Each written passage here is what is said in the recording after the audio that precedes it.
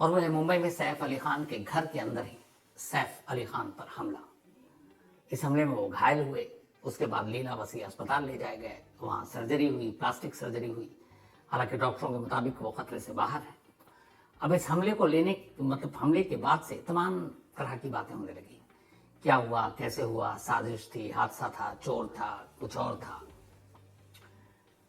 तो कहानी में सैफ अली खान पर हुए इस हमले की पूरी कहानी डिटेल में, ये कहानी जो हमारे सोर्सेज, ये कहानी जो मुंबई पुलिस की जांच कर रही है, इत्तेफाक से उनमें एक मेरे पुराने दोस्त हैं जो उन्होंने बताया, और ये कहानी एफआईआर की जुबानी, और एफआईआर की इस वक्त कॉपी भी आ गई है। तो कहानी की शुरुआत कुछ यूं है कि कल यानी कि 15 जनवरी की रात सैफ अली खान का जो घर है मुंबई में, वो बांद्रा में, बांद्रा में बड़े बड़े स्टार रहते हैं। बांद्रा में जिस जगह पर सैफ अली खान का घर है, उस अपार्टमेंट का नाम है सतगुरु शरण अपार्टमेंट। इस सतगुरु शरण अपार्टमेंट से मुश्किल से 3.25 किलोमीटर की दूरी पर मन्नत है, शाहरुख खान का घर, और लगभग उतनी ही 2.5 से 3.25 किलोमीटर की दूरी पर गैलेक्सी, सलमान खान का घर। तो लगभग 3 किलोमीटर के दायरे में ये तीनों खान रहते हैं। और इस अपार्टमेंट में, सतगुरु शरण अपार्टमेंट में, सैफ अली खान और करीना कपूर खान ये तब शिफ्ट हुए जब उनको दूसरा बेटा पैदा हुआ, यानी कि जहांगीर अली खान। जब तैमूर था तो वो किसी और घर में रहते थे, फिर उन्होंने उस घर को अब रेंट पे लगा दिया। उस घर की कीमत है करीब 50 करोड़ रुपए, और 3.5 लाख रुपए रेंट आता हर महीने। उसके बाद इन्होंने ये दूसरा घर लिया इस सतगुरु शरण अपार्टमेंट में। इस अपार्टमेंट की खास बात यह है कि यहाँ कुल 11 फैमिली रहती है। इसमें से एक सैफ अली खान है, और बाकी जो घर है बाकी जिनके, वो सभी बिजनेसमैन है बड़े बड़े। और इस घर की एक और खासियत है कि ये अपार्टमेंट बहुत ऊंची दिखाई देती है, लेकिन इस अपार्टमेंट में जितने भी घर हैं वो सब सिंगल, कोई भी नहीं, सब डुप्लेक्स है, यानी एक फ्लोर के ऊपर दूसरा फ्लोर। तो इस सतगुरु शरण अपार्टमेंट में जो सैफ अली खान है, उन्होंने कुल 2 घर खरीदे, 2 डुप्लेक्स, यानी 4 हो गए। एक टॉप फ्लोर पे सैफ अली खान, करीना कपूर खान और उनके दोनों बेटे और उनका 4 स्टाफ ये रहते हैं। और इसी में नीचे के फ्लोर पर जो उनका बेटा है सैफ अली खान का, अमृता सिंह से, वो इब्राहिम, और वो वहां पर रहते हैं, सारा अली खान। कल रात की बात यह है कि 15 जनवरी को पहले से ही तय था करीना कपूर को एक नाइट आउट पार्टी में जाना था, और इस पार्टी में उनकी बहन करिश्मा कपूर भी थी, करीना थी, एक इनकी दोस्त है कॉमन फ्रेंड रिया, और एक सोनम कपूर, अनिल कपूर की बेटी। तो इन सबों को एक पार्टी में जाना था, और रात को करीना को घर लौटना नहीं था, बल्कि फिर वो करिश्मा के साथ, अपने दोस्तों के साथ उन्हीं के घर में रुकने वाली थी। बाकायदा इस पार्टी की पहले करिश्मा कपूर ने और फिर करीना कपूर ने इंस्टाग्राम पे स्टोरी भी डाली, जिसमें तस्वीर है, वो तस्वीर भी आपको दिखाऊंगा, यही वो तस्वीर है जो डाली थी।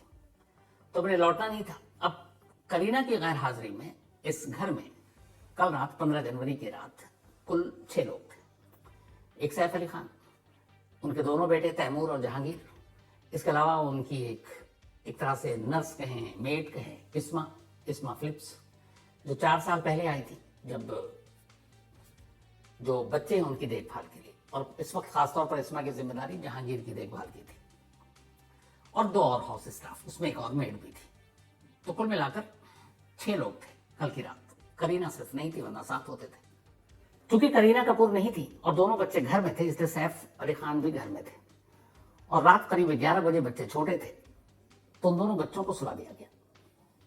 सैफ अली खान के साथ ही जहांगीर और तैमूर सोए, और बाकी मेड भी अपना सोने के लिए चले गए, कि उन्हें पता था कि कुछ काम है नहीं, करीना मैडम भी कल लौटेंगी।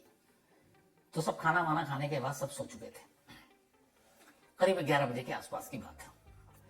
इसके बाद रात हुई लगभग 1:30 से 2 बजे, या 2 से 2:15 बजे, मतलब 1:30 से 2:15 के बीच का वक्त होगा। अचानक इस्मा सो रही थी वहीं उसी फ्लोर पर, उसका अपना एक कमरा था, उसी में उसे एहसास हुआ कि बाथरूम का दरवाजा किसी ने खोला है, और फिर उसने महसूस किया कि बाथरूम की लाइट चल रही है। पहले उसे लगा कि शायद दोनों बच्चे बाथरूम के लिए गए होंगे, या फिर ये भी है कि क्या पता करीना मैडम वापस लौट आई होंगी। तो वो बेफिक्र होकर सो गई, लेकिन फिर थोड़ी देर बाद उसे कुछ आहट सुनाई दी। जब आहट सुनाई दी तो उससे रहा नहीं गया, क्योंकि उसका दिल भी ये कह रहा कि नहीं, मैडम को तो कल लौटना है, और इस वक्त कोई मतलब नहीं इस बाथरूम में आने का, क्योंकि वो बेडरूम के साथ ही बाथरूम है, तो यहाँ पे क्यों यूज करेगा कोई। तो फिर इस्मा उठ गई, और उठने के बाद वो धीरे से उस बाथरूम की तरफ गई, जैसे ही उसने दरवाजा थोड़ा सा खोला, एक परछाई बाहर आई। एक शख्स था जिसकी उम्र करीब 30, 35 या 40 साल के दरमियान रही होगी।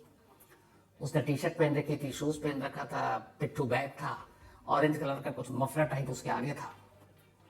और अचानक उसके हाथ में चमकती हुई दो चीज दिखाई दी। उसने हाथ में चाकू और एक में कुछ ब्लेड जैसी चीज पकड़ रखी थी। वो देखती इसमें घबरा गई, और घबराई तब उसने चाकू दिखाते हुए उसे धमकाया और बोला, चुप रहो, शोर मचाया तो मार देंगे। तो उसने डरी हुई आवाज में पूछा कि तुम कौन हो, क्या चाहते हो? तो उसने कहा, मुझे पैसे चाहिए। उसने कहा, कितने पैसे चाहिए? उसने इशारा किया, 1 करोड़, 1 करोड़। अब इस पर वो चीख पड़ी। जैसी चीखी तो वो जो सामने वाला अजनबी था वो भी डर गया, और उसके बाद उसने हमला किया। उसने अपना हाथ आगे किया इसमें। तो जब हाथ आगे किया तो उसके हाथ पे कलाई के पास और उंगलियों के पास से कट का निशान आया। जब कट का निशान आया तो इसमें चीख पड़ी। जब चीखी तो अंदर सैफ अली खान सो रहे थे, उनके कानों तक ये आवाज गई। दरवाजा खोलकर वो बाहर आए। जैसे वो बाहर आए, सामने का मंजर देखकर वो भी हैरान कि इस्मा चीख रही है, हाथ पकड़े हुई है, और सामने एक शख्स रात सोचिए 2, सवा 2 बजे के दरमियान घर के अंदर इस हाल में हाथ में चाकू लिए हुए खड़ा है। अब वो ये कि इस्मा पे हमला ना करे सैफ, उसको बचाने के लिए आगे बढ़ते हैं। इस दौरान में अब वो भी अजनबी डर जाता है, अब वो उसको छोड़कर सैफ के ऊपर टूट पड़ता है। अब दोनों में वार और बचने की लड़ाई शुरू हो गई। इस दौरान में उसने एक एक कर, चुके उसके हाथ में एक ब्लेड था और चाकू, उसने 6 वार किए। एक गले में लगा, गर्दन पर, कलाई पे लगी, फिर पीठ पे लगी। तो इन सारी चीजों में अब खून बहने लगा और ये गुत्थम गुत्थी जा रही थी। इसके बाद थोड़ी देर के बाद वो अजनबी अचानक, अब उसने देखा कि सब तोड़ गए। बाकी जो 2 मेड अलग सो रहे थे, उनमें से एक मेल भी था और एक फीमेल। अब उन्होंने शोर सुना तो वो भी अब उठकर आ गए। तो इतने लोगों को देखकर वो अजनबी घबराता है और अचानक बाहर निकल जाता है, उस घर से भाग जाता है। अब वो इधर भागता है, इधर सैफ अली खान के जिस्म से खून रिस रहा है, गर्दन पर चाकू के निशान है, पीठ पर एक गहरा घाव है, और सबसे ज्यादा पीठ पे तकलीफ हो रही है। इसके अलावा बाकी जगहों पे तो है ही 6। अब क्या किया जाए? तो अचानक मेड और बाकी लोगों को पता था कि घर के नीचे ही सारा और वो रहती हैं। तो फिर फोन किया गया, वो लोग फौरन बाहर आए, ऊपर आए, देखा सैफ की हालत ठीक नहीं है, लहूलुहान। देखकर वो घबरा गए। अब ये था कि इनके घर में इलेक्ट्रिक व्हीकल थी, गाड़ी, और इत्तेफाक की बात, सैफ उस हालत में नहीं कि वो चला सके। ड्राइवर था नहीं, उसको मतलब रात को जरूरत नहीं पड़ी थी, छुट्टी दे दी। और इस वक्त मेडिकल इमरजेंसी, तो क्या करें?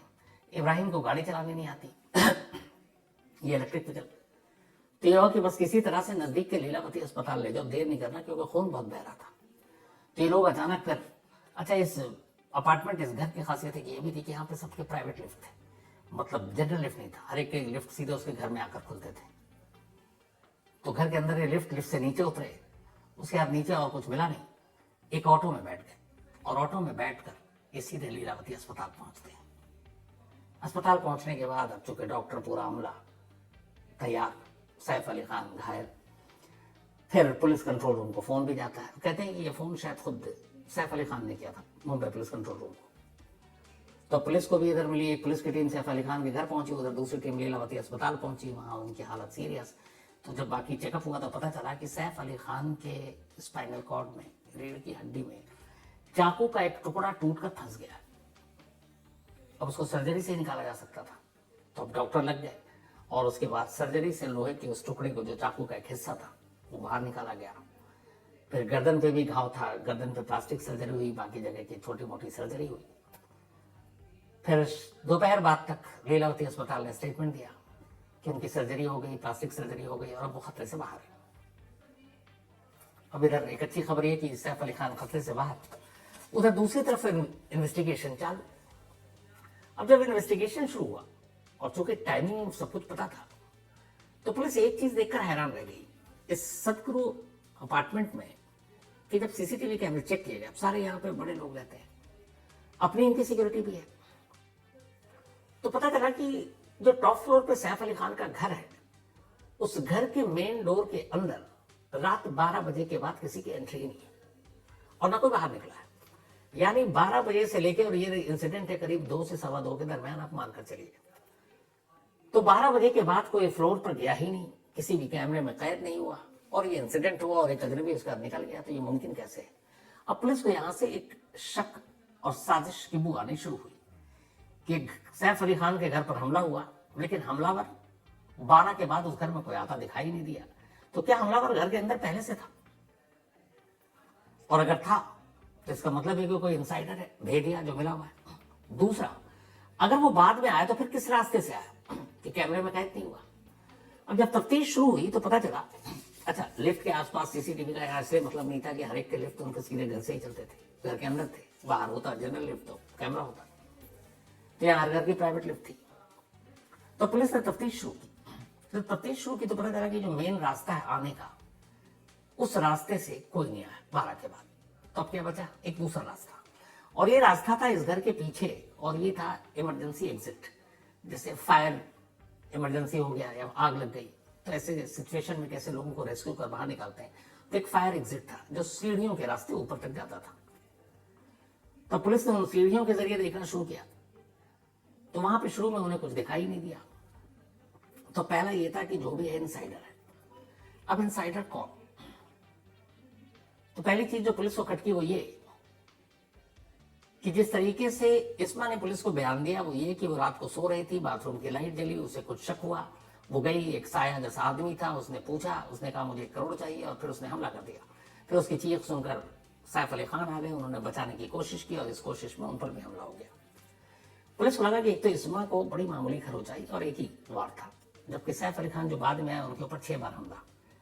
तो कहीं इस्मा तो इन्वॉल्व नहीं है, और वो हमलावर कहीं इस्मा का करीबी तो नहीं है, जानकार तो नहीं है, दोस्त तो नहीं है, क्योंकि एंट्री दरवाजा ना टूटा है ना दरवाजे पर फोर्सफुल एंट्री है। इसका मतलब है एंट्री भी बड़ी फ्रेंडली है। तो फ्रेंडली तभी होती है जब घर का कोई शख्स मिला हो और वो दरवाजा खोल दे। तो ऐसा तो नहीं है कि पहले से फिक्स था टाइम कितने बजे आओ। फिर सारी चीजें भी शक की तरफ इशारा कर रही हैं कि आज करीना कपूर भी घर पे नहीं होंगी, वो नाइट आउट पार्टी में है, सुबह आएंगी, और दोनों बच्चे हैं उनके साथ साहब जल्दी सो जाएंगे, तो ये मौका अच्छा है। तो ये सारे शक और साजिश को ध्यान में रखते हुए अब पहले इस्मा पे शक गया। हो सकता है उसने अपने किसी करीबी अपने दोस्त को बुला लिया हो घर में। 2 ऑप्शन हो सकता है, या तो मिलने के लिए या फिर चोरी करवाने के लिए।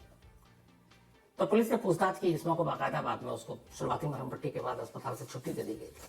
उसको बुलाया गया बांद्रा पुलिस स्टेशन, वहां पूछताछ हुई, और फिर पूछताछ के बाद उसे जाने दिया गया। अब सवाल यह था कि एक शख्स सैफ अली खान के घर के अंदर दाखिल कैसे हुआ?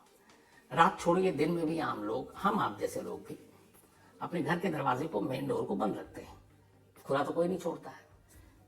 गाँव में आज भी शायद होता है बहुत जगहों पर, जहाँ पे घर पे कई जगह पे तो दरवाजे नहीं है, ताले नहीं, लेकिन आप शहरों में ये चीज भूल जाइए, चाहे आप कोई भी हो, कितने बड़े भी हो, सिक्योरिटी और सुरक्षा तो जरूरी है, और खासतौर पर ऐसे स्टार्स के लिए भी। तो अब रात के 2 बजे कोई अपने घर का दरवाजा खोलकर तो नहीं सोएगा, तो दरवाजा बंद, तो फिर वो दाखिल कैसे होगा, क्योंकि फोर्सफुल एंट्री है नहीं। और यही पुलिस को तफ्तीश का दायरा कहीं और ले जा रही है।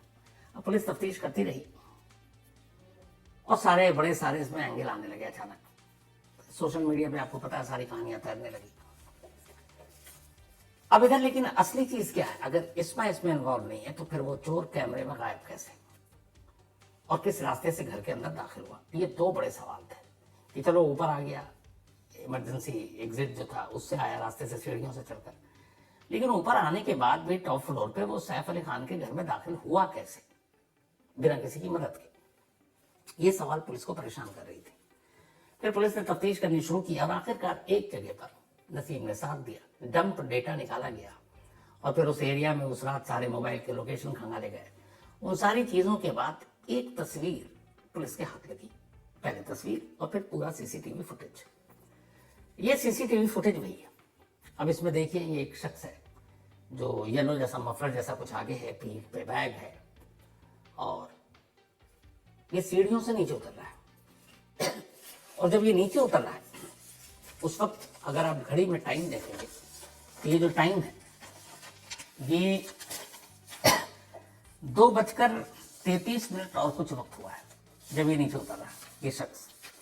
तो इसका मतलब है कि ये जब नीचे उतर रहा है तो ये उस वक्त की तस्वीर है जब सैफ अली खान पर हमला हो चुका है और उस हमले के बाद नीचे उतर रहा है और ये उतरते हुए दाएं बाएं भी देख रहा है, घबराया हुआ भी, जल्दबाजी में भी है और टाइमिंग वही बता रही है कि ये हमले के बाद की तस्वीर है और ये जिस जगह की तस्वीर है, सीसीटीवी फुटेज और ये फोटो, ये उसी अपार्टमेंट के उसी फायर एग्जिट के रास्ते की तस्वीर है, यानी बैक गेट, वो बैक सीढ़ी जो फायर लगने की सूरत में लोगों को निकालने के लिए इस इमारत से बनाया गया था।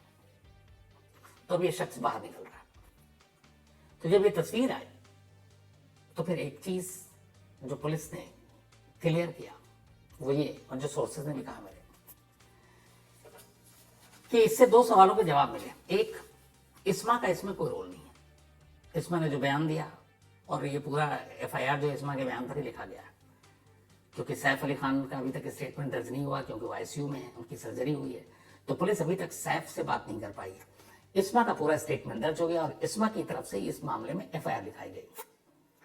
तो इस्मा की कहानी और इस सारी चीजों के बाद पुलिस फिलहाल अब इस्मा को क्लीन चिट एक तरह से लगभग दे चुकी है। तो फिर कैसे?